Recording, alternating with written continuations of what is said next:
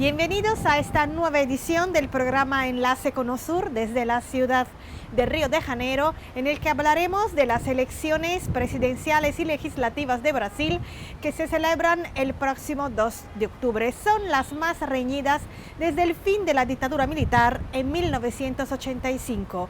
En teoría hay más de 10 candidatos a la presidencia, pero solo 2 tienen reales posibilidades de ganar. El actual presidente de Brasil, Jair Bolsonaro, de 67 años, y el expresidente Luiz Inácio Lula da Silva, de 76 años. É Bolsonaro, gente da gente, é Bolsonaro, meu presidente. El actual mandatario de Brasil, Jair Bolsonaro, aspira a un segundo mandato, aunque todos los sondeos le colocan en el segundo lugar. Si gana, promete ahondar en el proceso de privatizaciones de las empresas públicas y mejorar el acceso de los ciudadanos a las armas. También pretende dar un impulso a la actividad minera y mejorar la competitividad del sector agrario. Hemos preguntado a algunos electores qué esperan de ese hipotético segundo mandato y esto es lo que nos han contado. Eu espero sinceramente que ele continue con... Yo espero sinceramente que él continúe con el proyecto que implantó en el primer mandato, con las temáticas de la defensa de los intereses de la familia, de los intereses de la patria y de la nación, y la lucha por la libertad, que es lo que vinimos a hacer hoy aquí. Y a luta pela liberdade, que é o que nós viemos fazer hoje aqui. Estoy segura de que todo lo que Bolsonaro no consiguió implementar en el primer mandato, porque muchas cosas no fueron hechas porque no le dejaron, una de ellas será la reforma de las pensiones. ¿Por qué es importante? Es importante porque necesitamos reformar las pensiones, porque las personas están cada vez más viejas y necesitan recibir su jubilación.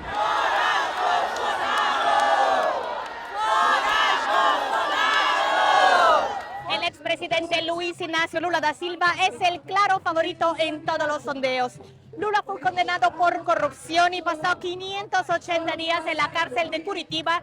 Sin embargo, el Tribunal Supremo anuló todas sus condenas por defecto de forma y así pudo recuperar su derecho a ser candidato. Si gana esas elecciones, promete erradicar el hambre, mejorar la economía y la imagen de Brasil en el mundo. También promete fortalecer los órganos que vigilan la Amazonia y que luchan contra la deforestación ilegal en las tierras indígenas. Esto es lo que sus electores esperan de él. Lula va a hacer de nuevo todo lo bueno que hizo por nosotros. Eso es lo que espero de él. Votaré a Lula en estas elecciones por la misma razón. Que haga por nosotros lo que siempre hizo, cuidar del pueblo.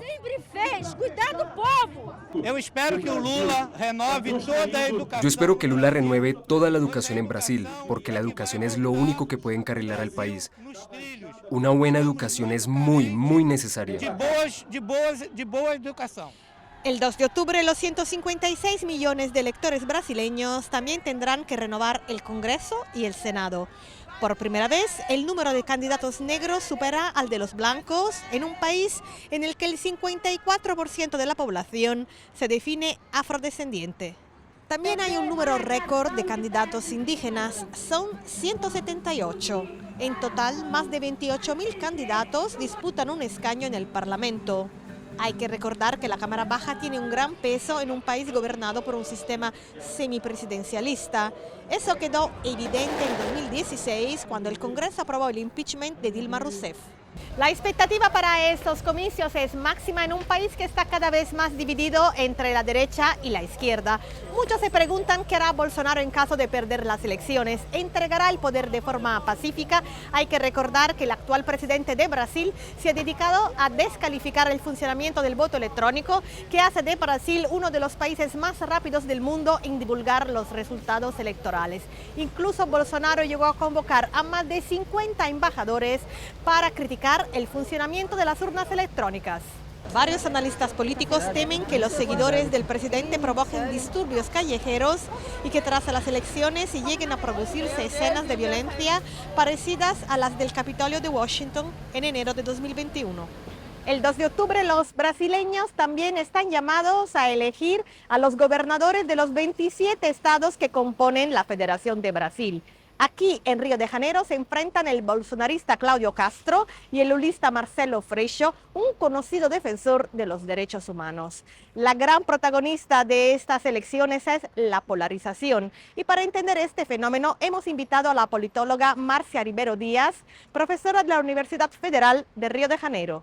¿Cómo usted explica el fenómeno de la polarización en Brasil? La polarización es normal dentro de un escenario. La polarización es normal en un escenario competitivo. Lo que no se explica es la radicalización de posturas que llevan a peleas al punto de que algunos cometan asesinatos. La división en facciones es un problema mayor, cuando los grupos se comportan no como adversarios, sino como enemigos políticos. Y es muy importante que dejemos clara una cosa. No existe este comportamiento de dos polos distintos.